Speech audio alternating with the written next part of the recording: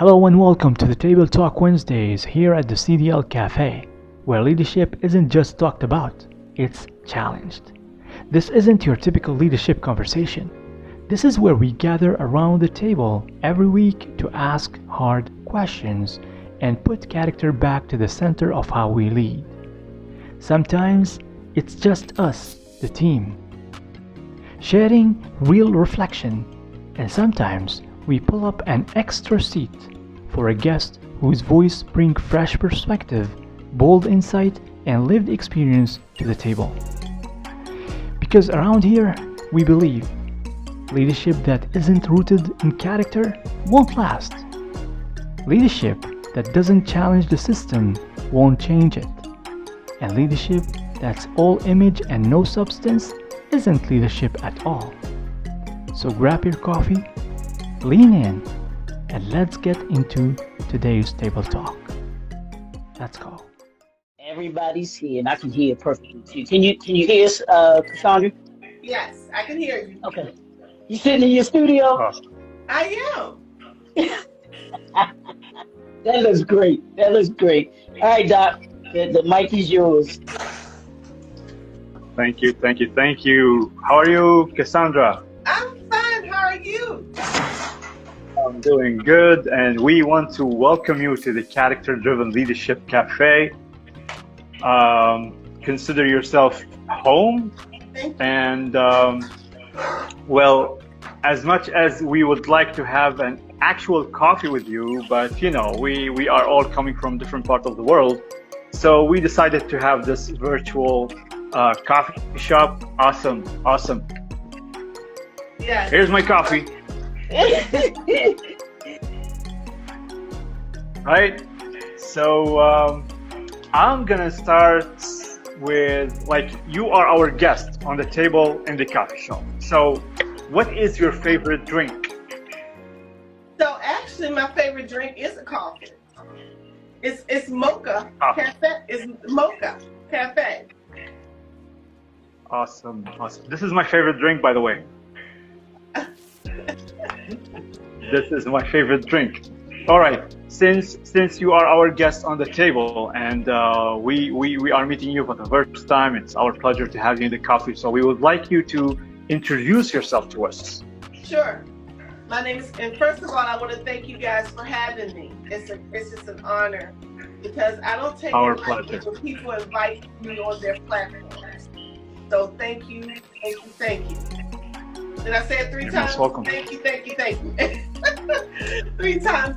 So I am Cassandra Ferguson. I am out of White Marsh, Maryland, which is near, it's in Baltimore County. I say about 35 minutes or so from Baltimore City.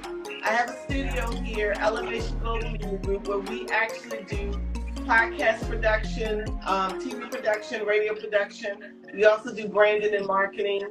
I have been married to my husband, boyfriend, my boo thing, my milk dud for 38 years.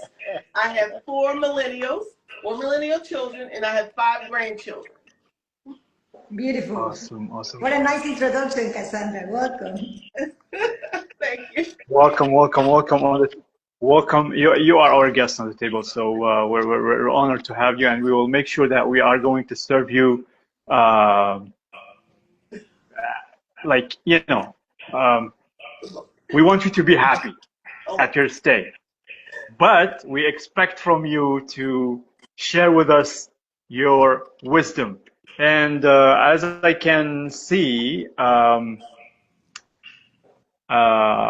you have a great background, and you are going to add a lot of wisdom into today's talk, because today we're talking about the moral courage.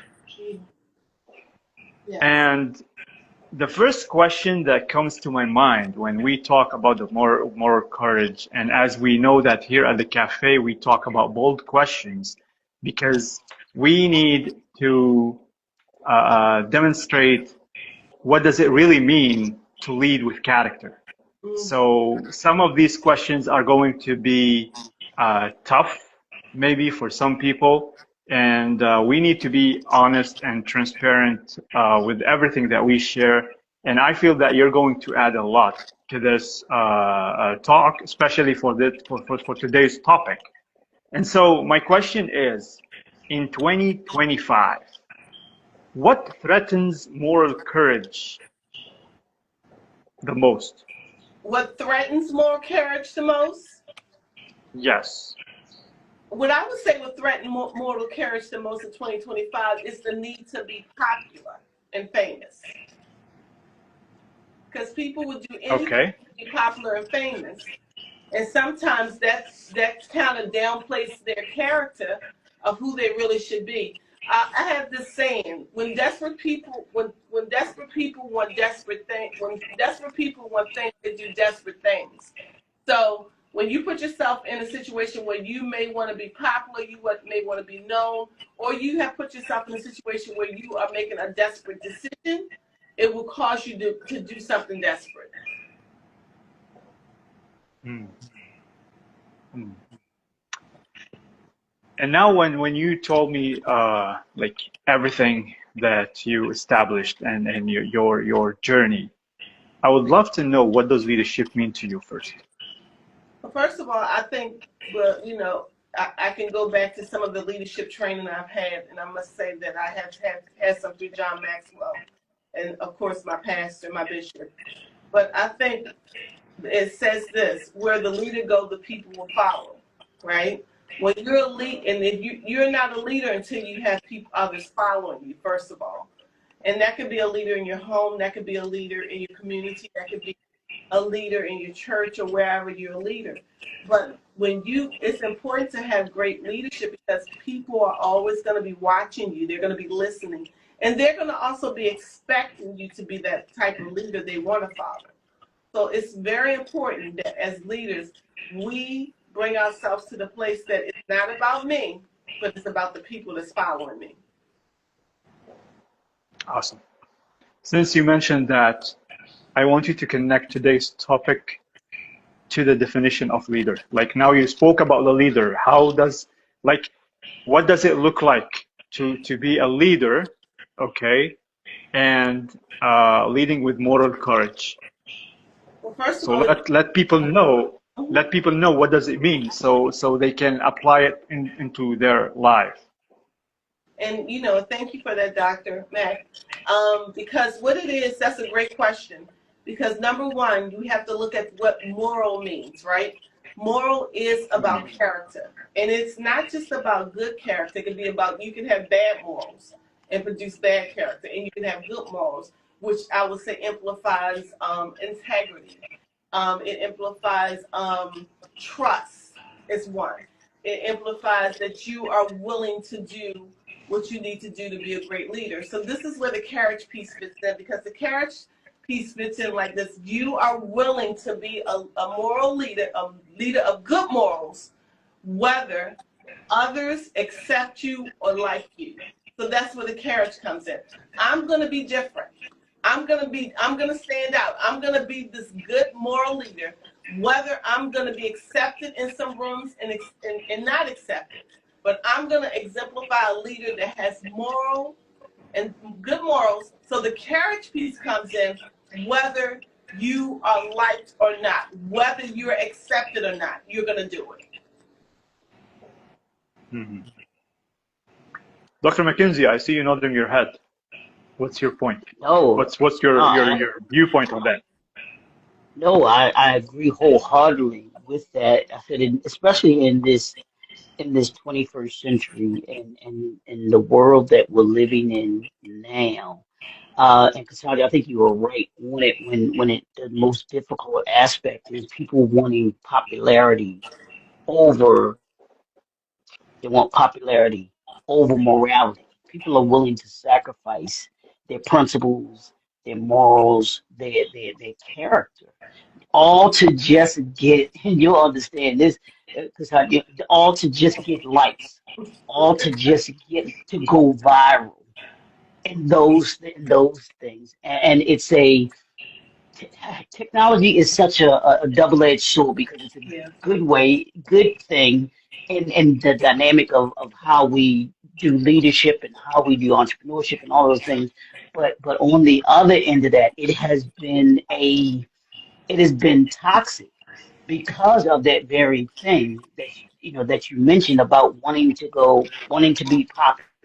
People are choosing popularity over having boundaries and over having character and being empty, being what I call cotton candy, which is Right. where it's all bright and fluffy, looks pretty, but it has no substance. It has nothing when you bite into it. I hate cotton candy, but it looks, the pink and the blue and all of that stuff and everything like that. But when you bite into it, all it does is just melt into Mhm. what is out of sugar. I believe it's sugar. Yeah, that's all it does. It has nothing, and that's what we've gotten into in this day and time without having moral courage. Moral courage is the substance that we're made of, and being able to move forward in spite of how whether somebody likes us or whether Right. somebody doesn't like us. What's the right thing to do in this situation? So, That's so true. Awesome. yeah. And if I Awesome. could add to it, not add to what you said, but add to the conversation, a lot of times people also think this: being a great leader does not happen overnight, right?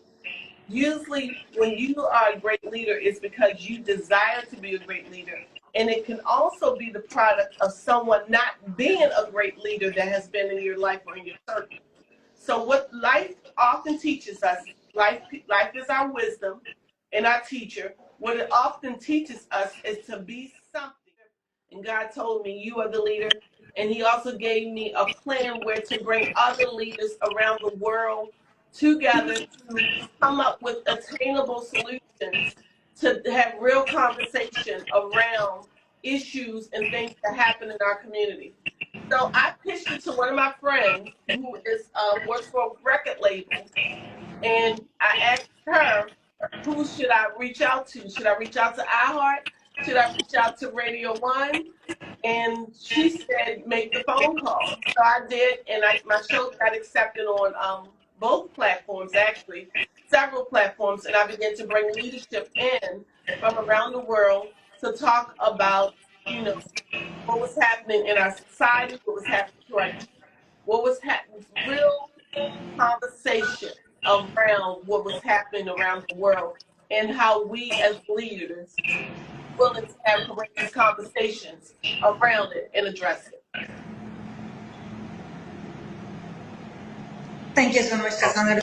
I think that sometimes those moments are really transformative.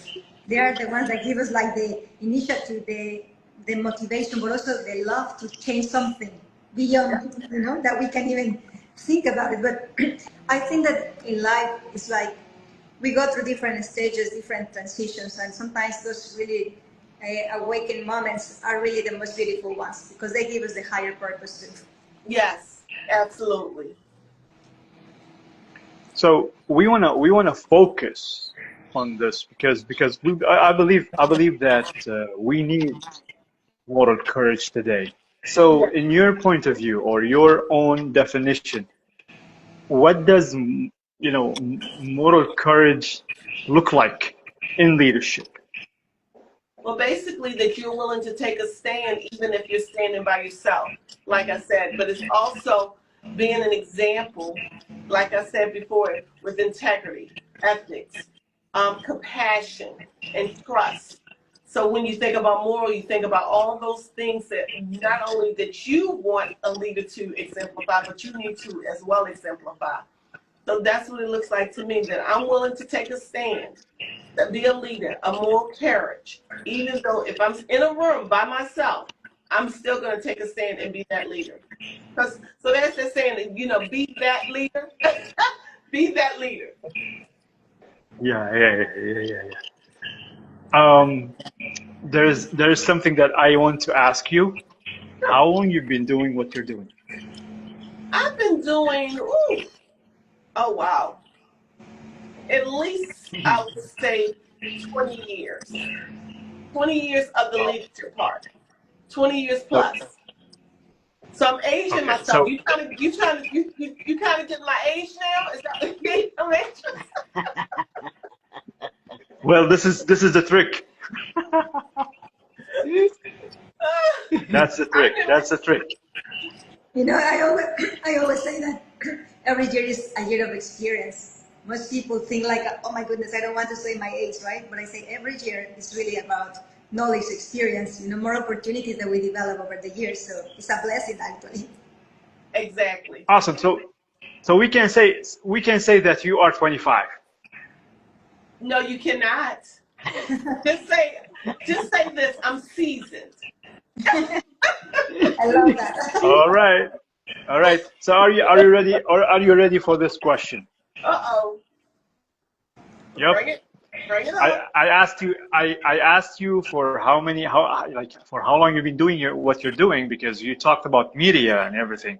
So and then Dr. McKinsey said that the technology is double sword, double sized sword, right? So do you think that media and social media, the world that we're living in today, is destroying the morals, the moral courage into people's heart? Are they the silent killer, or what's the case? Well, it's If you interesting. can talk into that. It's interesting you asked that question. I was just a part of a book collaboration where I talked about media and technology is forever married. It's forever married, and you cannot separate the two. So what I do know is this. The world continues to evolve. Everything's evolving. So social media is not going anywhere. Technology is not going anywhere. Media is not going anywhere. But what happens is the simple thing. Everyone has a choice on how they use it.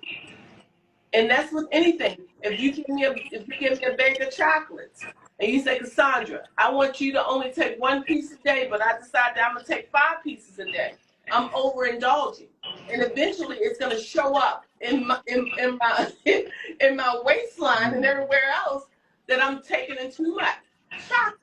So I do believe that people can overindulge in media sometimes.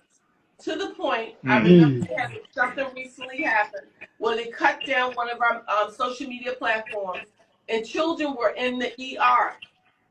In the ER. So what I believe is this: just like everything else, you have to have boundaries. You cannot overindulge, and you cannot allow the social media to be your affirmation for life and for who you are as a person. Use it as a tool. That's it. Use it as a tool. Thank you for And I sharing. love that, Cassandra.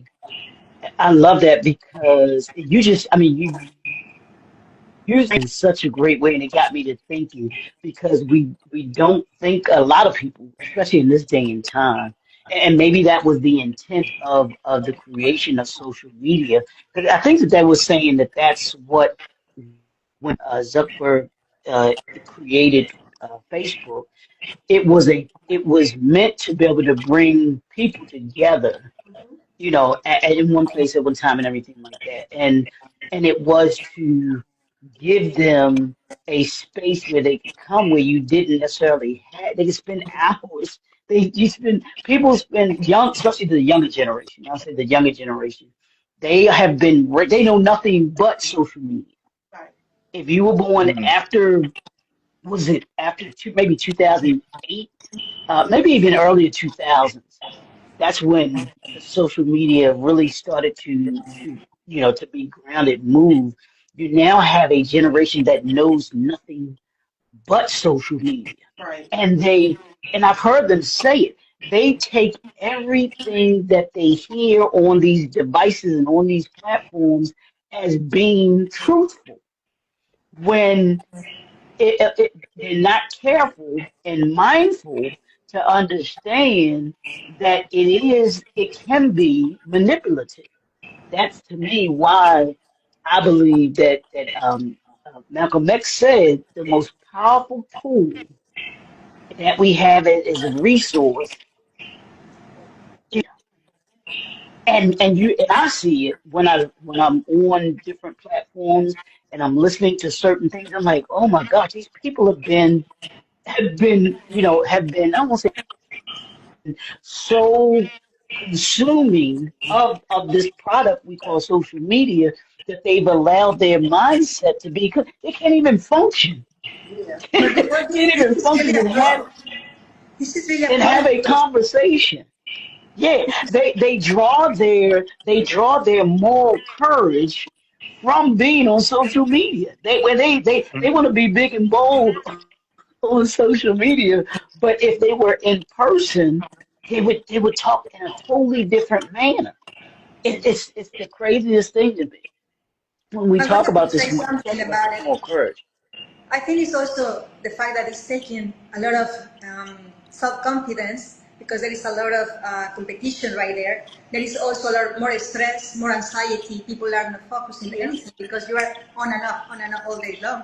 But also it's not allowing you to really see what is the real purpose here because we are comparing like purpose. It's more like promotion, publicity, likes over purpose. So I think we can use it in many different ways because it has so much potential, but we need to be also conscious about it because it's not just the effect that it does, spending hours in a social media platform. It's just internal. I think the most important here is how am I using and I can actually apply the moral here. If we have moral, we're going to be able to identify that just for a little bit, right? Because I can also affect my well-being, my relationships with myself, with the world. So I think it's powerful, but unfortunately, in these days, it's really affecting lives, especially. Yeah. Unfortunately. But and this is also a Awesome. chance. Oh, I'm sorry. Go ahead. No, no, go ahead, go ahead. Okay, and this is also a chance for us as leaders to be that moral, courageous leader. When we see something, let's say something, right? So I'm just thinking about the young people in our family, because they do want leadership. They do want leadership that is let's basically say that's not only talking the talk but walking it, right? So I think this is Yeah, our chance to tell the young people, hey, you may be on social media a little too much. I don't want you to get your identity from social media and others. I want you to begin to learn who you are as an individual and not, don't be on social media too much because a lot of those are just highlights and posts. Some of that is not yeah, real. So I want you to learn who you are as an individual. Spend time with yourself so you can get to know who you really are. So that's the moral, courageous leader. Because a lot of people just let young people continue to do and go on and do it. But no, I do believe that this 21st century, we really do need to speak more as leaders. What wrong is wrong and right is right. And we need to speak about it and talk about it. I think it's So about sharing the when you, values here, right? Sorry for interrupting you because when you were talking about explaining them, sometimes it's not enough the explanation.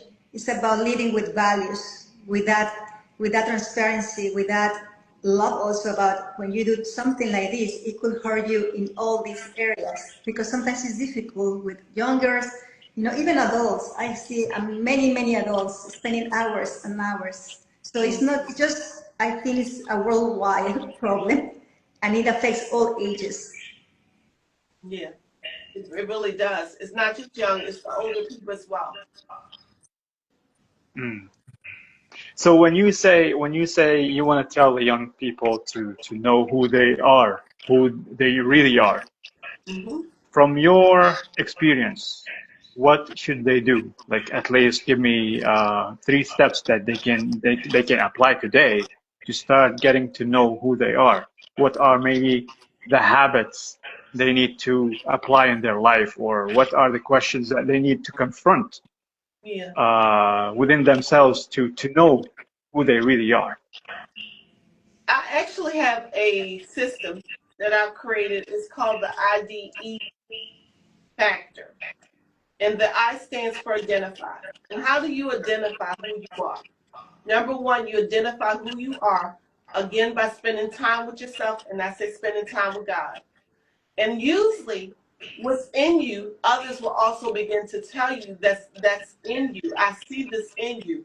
I see you doing this. And Mm. that's why it's important that we not only be moral leaders, but we be secure leaders, that we can affirm those that are in our circle.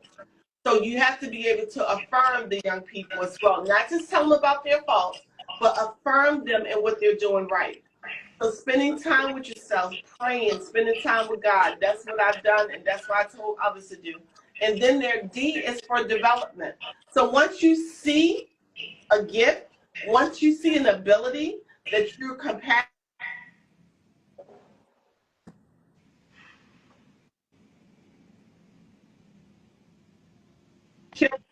that can mean you're getting some skills, you're getting training, but you're letting that what you think or feel that is your identity or part of your why, and then let the exposure come after that. And exposure means this: don't hide it. Don't hide behind a rock.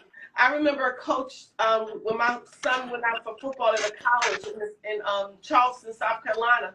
One of the coaches said, I know we always get the football players that are up front, but I'm after the football players that's hiding behind the bush.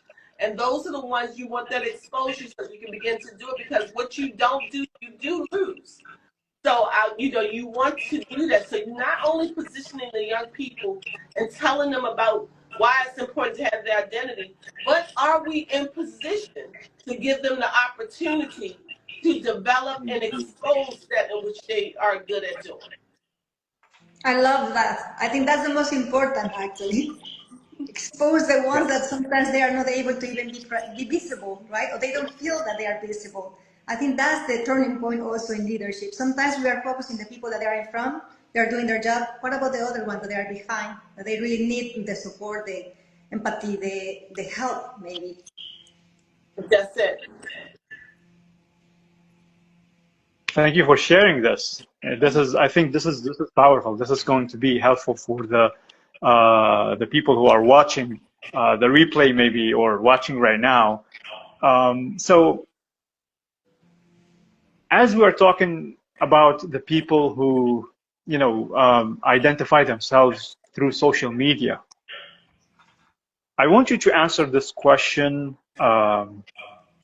I'm sure that you're sharing everything from your heart, but I want you to just tackle it to let people understand what you're saying about what I'm going to ask you now, which is, can a leader be effective without moral courage?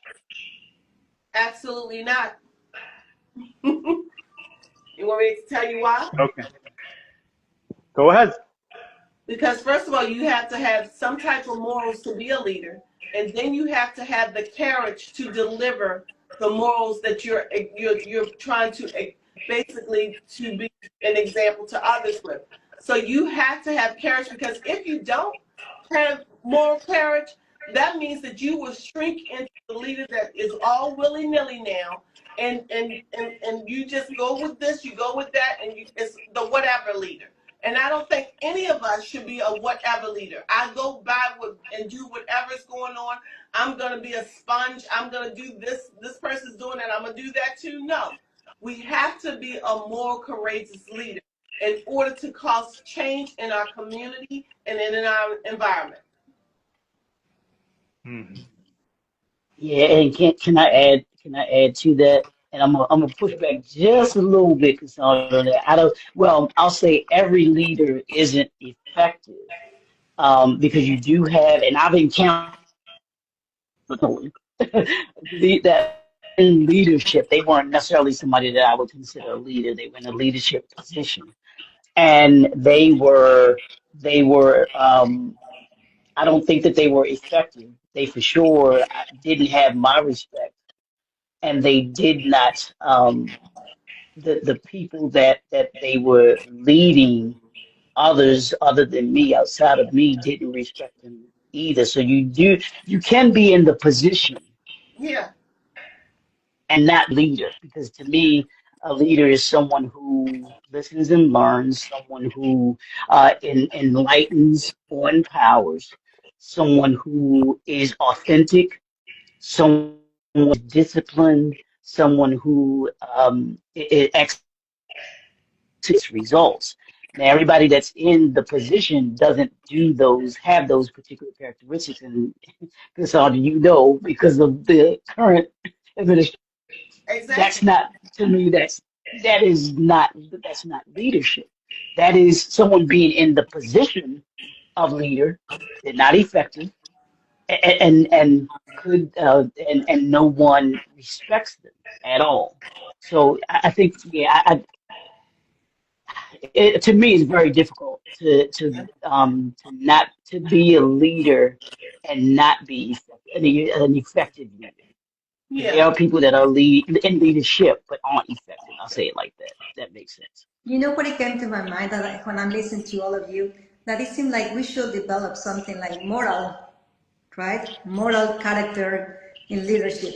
Why? Because many leaders are not leaders, are not leading with values, with really with the purpose behind, the good purpose behind. We can have purposes, but not all are good, right? Or positive for the company or the society or community. But I think that it lacking a lot of morals.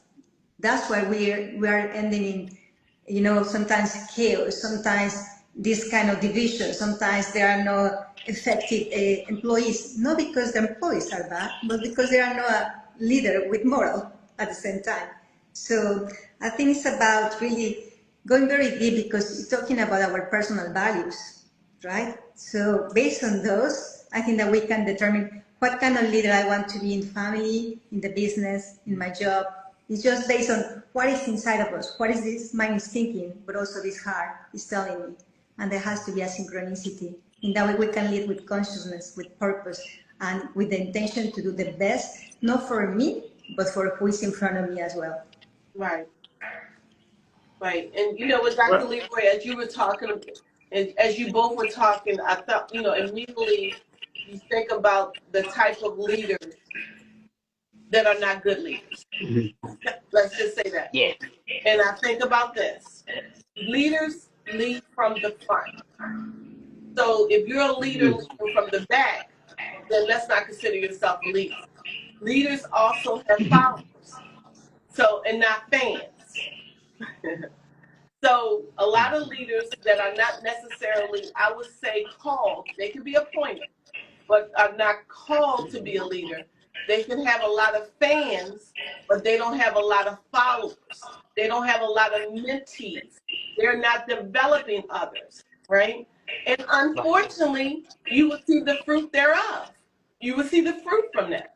But that's why it's important that we recognize the leaders that are called, the leaders that are operating in integrity, morals, and we begin to, as a society, to appoint those leaders instead of leaders with popularity. Yeah. speaking of popularity, why do you think that many leaders avoid truth Mm. in the turn yeah, in return for popularity?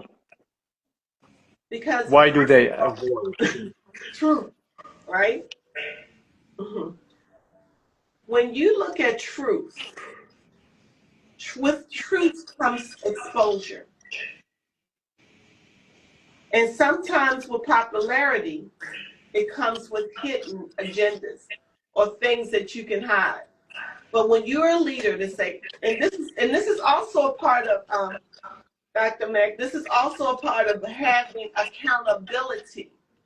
How many leaders want people to hold them accountable to their actions? And with that comes truth.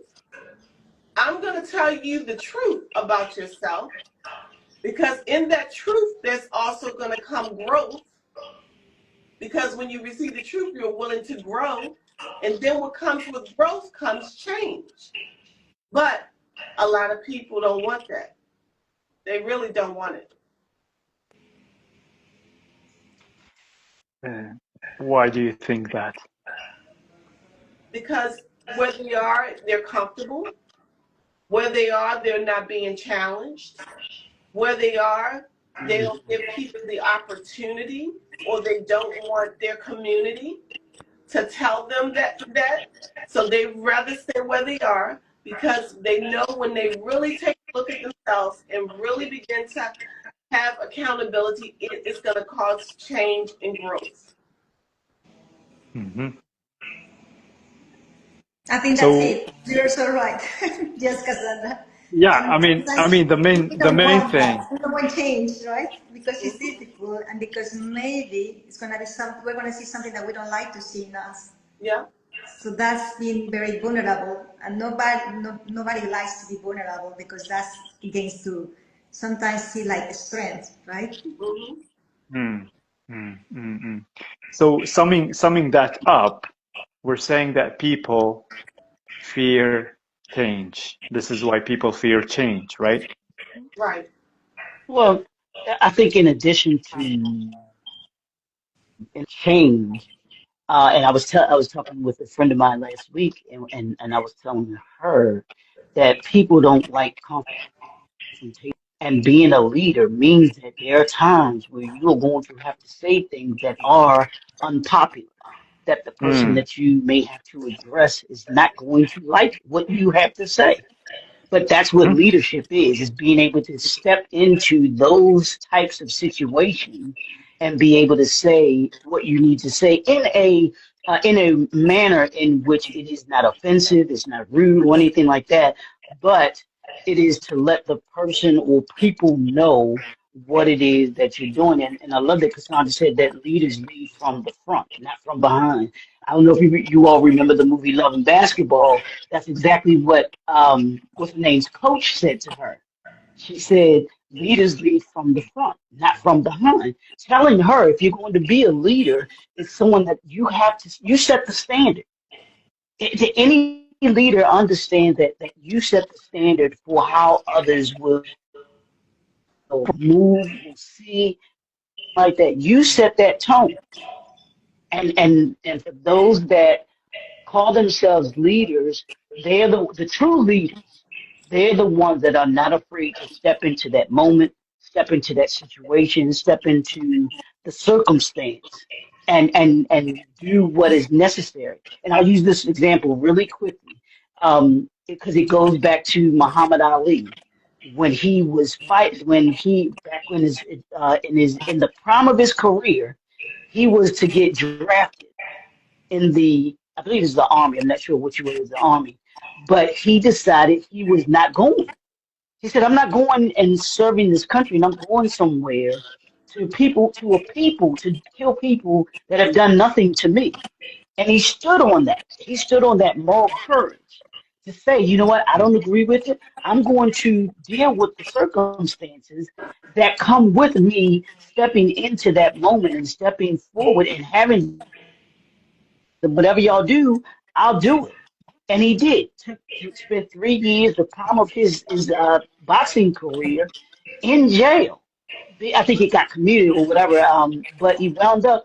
It really was where he had the moral courage that we're talking about here today to do what others would not probably have done. That's what leaders do.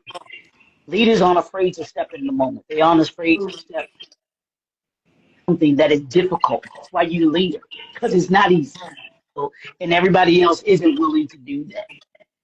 mm, mm. So I'm gonna ask a question, and I would love to hear from the three of you.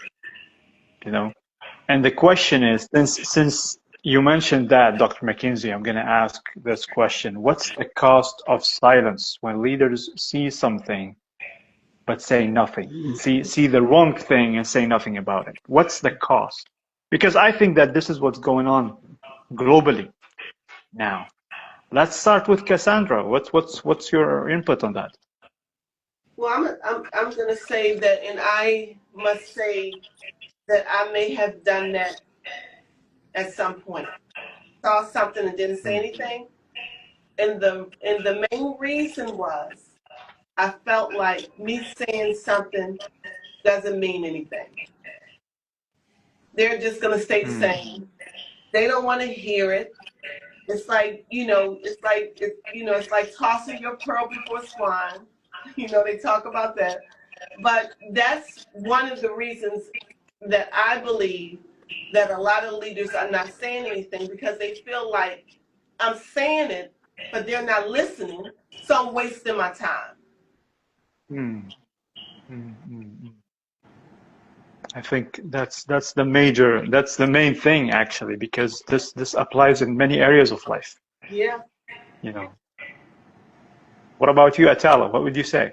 I have two things here. One is I feel that when you don't say something and you believe you can say something, you can change something, you're gonna feel guilty.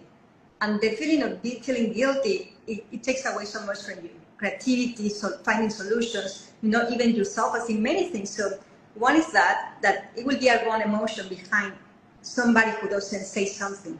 The other thing is like we will lose opportunities because we never know if by saying something, you can change the direction for something better. So I think emotional and also about just the results, better improving results. Dr. McKinsey.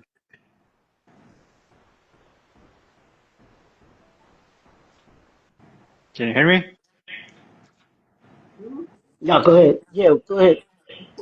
Yeah, like what's your input on the question? Well, I think that leader, it's the more I think, and I think Cassandra mentioned it earlier, where you have to have principles, morals within you first before you can become a leader.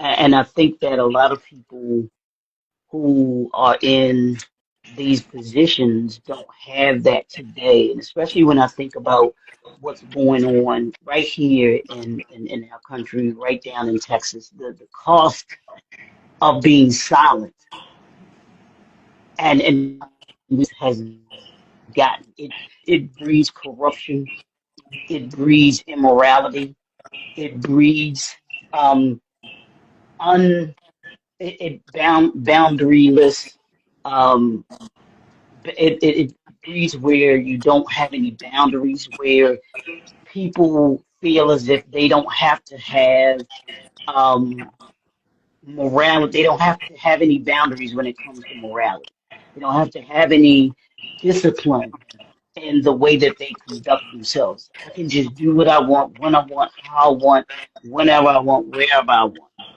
And that's, to me, that's the cost of it, of not speaking up, of being silent. When leadership does not speak up, they get made silent, if you will, to me.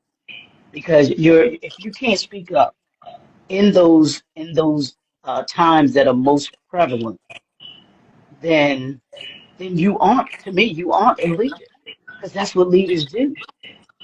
Leaders aren't afraid. They I won't say they aren't afraid, but they do it unafraid. Even though they may be afraid, they still do it anyhow. They do it anyway. They do it in spite of the, you know, because they know that if I don't do anything, if I don't say anything, then I'm not willing to allow them to impact those that are either working with me, working for me. If I be silent, it's yeah, it's the cost can be everything when we Mm, when leadership is silent. Sir, mm, it brings me something to my mind and say, it's so true what we always are saying, but sometimes we see that they can be very good leaders in their business, but there are no good leaders at home. So that's something also that we need to consider, because we may be putting all our effort here, but we are not taking care the people who we are responsible for. And I think this happens quite often in business. People in business mindset always do everything here, but they are lacking a lot of, leadership values, the morality in their families. So that's a contradiction. That's a contradiction also right there. I think here you're talking about something that I'm writing about.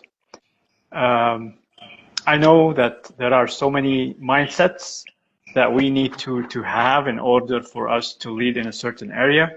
Like for example, you need to have the entrepreneur mindset. You need to have the courage mindset and all this kind of stuff. But what you're pointing at, Atala, is again something that I'm working on, which I call movers, performers, and leaders. Now, when you talk about leaders who lead well in their business and professional life and lack leadership in their personal life, here you're talking about performers, because they know what to do or what to use or how to perform in front of a team or in front of an organization, but they lack this in private. And to me, if you don't connect public with private, you have no character. So you're not a leader, you're a performer. So that's how I can define this kind of contradiction you're talking about. I like the definition because it makes a lot of sense. A lot of sense. Yep. Dr. So Mack, this is, yeah, go ahead. I want to go back to something that Dr. Leroy said about a leader should always speak up. I beg the difference in that, and I'm gonna tell you why. Okay, number one, I think about I'm a country girl. Okay, and when we go to the supermarket, and I don't know if you guys do this, when we go to the supermarket to pick a watermelon, we have to pluck it, and it has to give a certain sound. And that certain sound means that it's ripe and ready. Mm. Yes. And I believe that's with individuals as well.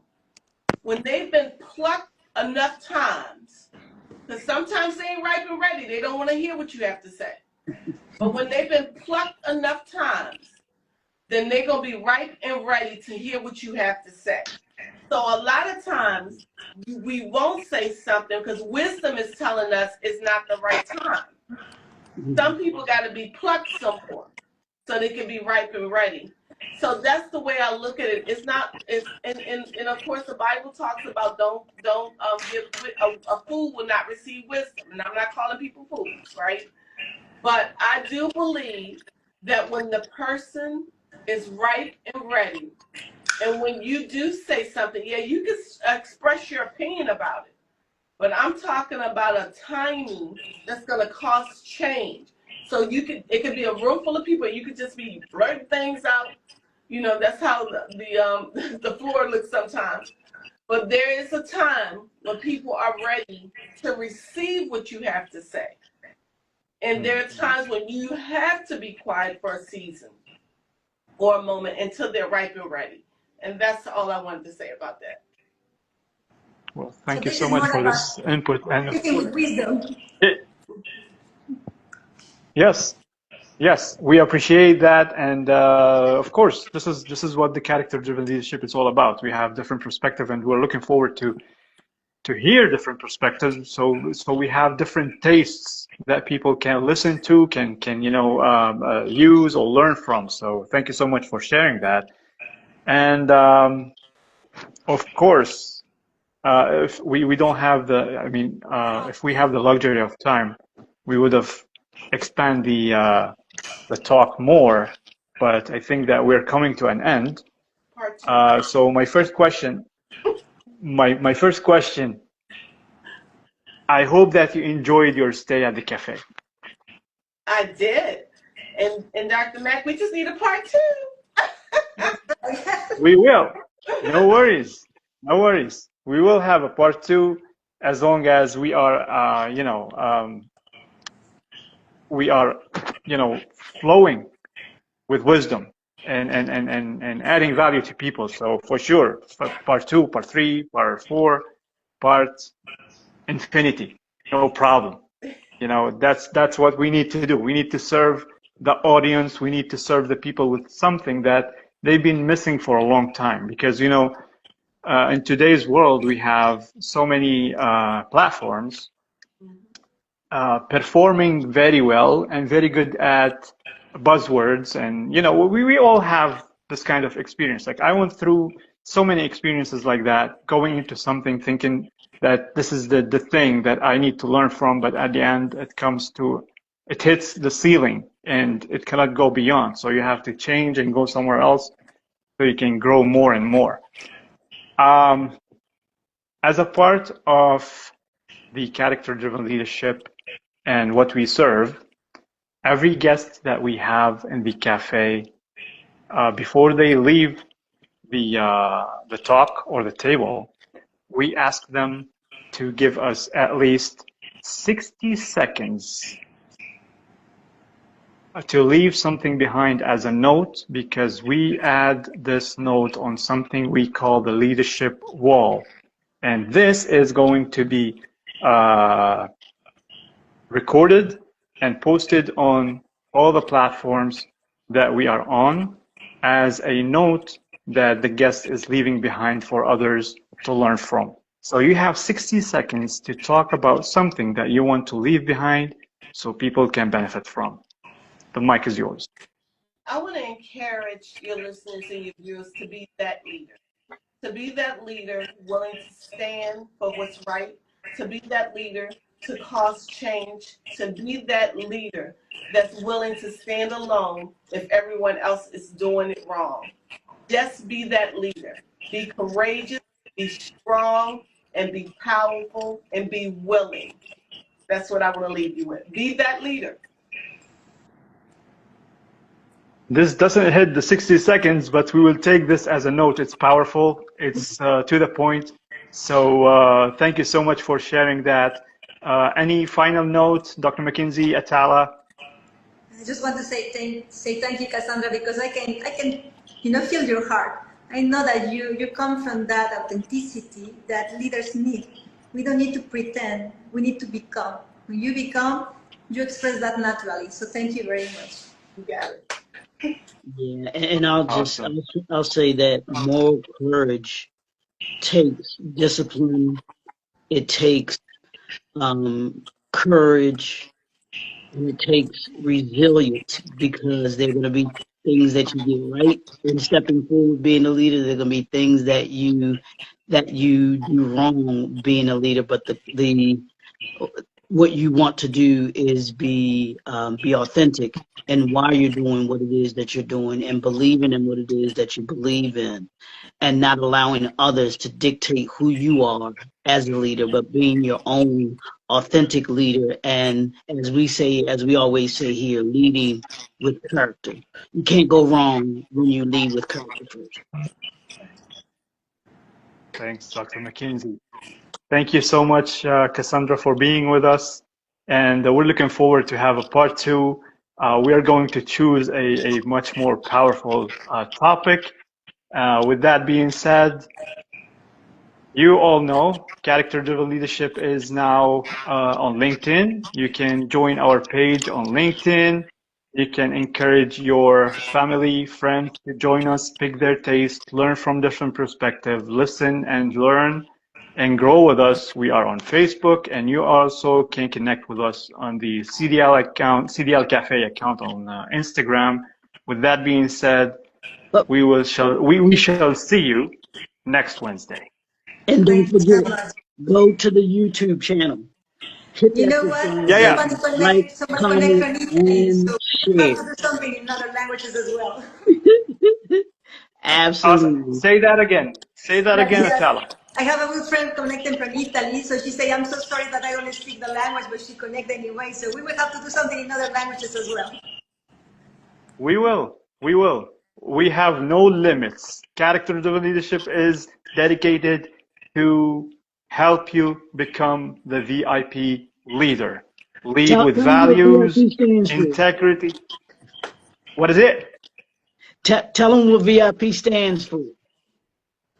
That's what I mean, VIP stands for walking with values, integrity, and principles. This is what we are dedicated for. Thank you so much, Until everyone. then, we shall see you next week. Alright, that's it for this week's Table Talk Wednesdays. If this conversation sparks something for you, don't just scroll past it. We want you to share this with someone who leads or want to lead with character at the center. Also, we want you to drop your thoughts in the comments. Trust me, we read everyone. And if you believe that your voice could add something to this movement, don't hesitate to reach out. We will be back next Wednesday with another conversation that matters. Until then, lead with truth, lead with courage, and most of all, lead with character. Peace upon you.